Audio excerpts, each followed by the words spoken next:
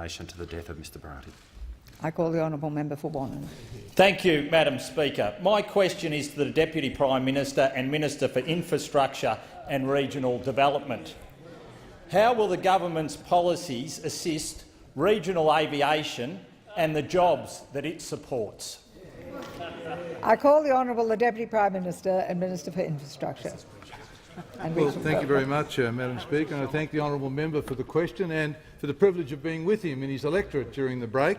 It was good to see and talk about some of the important infrastructure projects that this government has planned for Wannon and the neighbouring electorates. But the member would also know how important regional aviation is for so much of country Australia. People who live in regional communities depend on aviation not just to get to other places of the country or around the world, but also for many of their basic services like health and education, the professional services that they need in their community, people who fly in or to provide those services, or alternatively, country people so often have to go to the cities to get the health care and other things that they need. So the aviation industry is very, very important to regional Australia.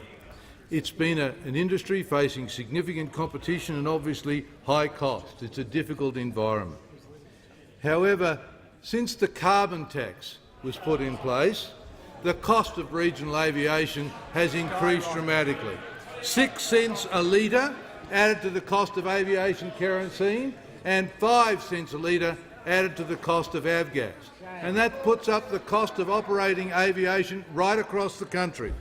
And we all know that regional aviation companies have been reporting declining profitability. Sharp Aviation in the member's own electorate The member for Lingiari reckon that this tax is costing them $400,000 a year. $400,000 a year.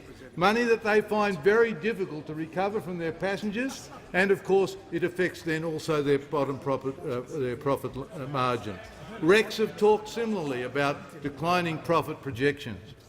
There is therefore something that this parliament can do to make regional aviation more competitive, and that's get rid of the carbon tax. That's get rid of the carbon tax.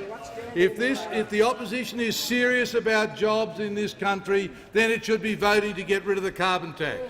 It's a job-destroying tax. It's a service-destroying tax. It's a tax that tears particularly at regional communities because they have to pay such a significant share. So when members opposite talk about the need to look after Qantas and Virgin and the other major airlines, there is something this parliament can do right now. Right now. The Senate should vote to get rid of the carbon tax. That will tear hundreds of millions of dollars out of the cost structure of our airlines, make them more profitable, enable them to employ more people and provide better services for the people of Australia.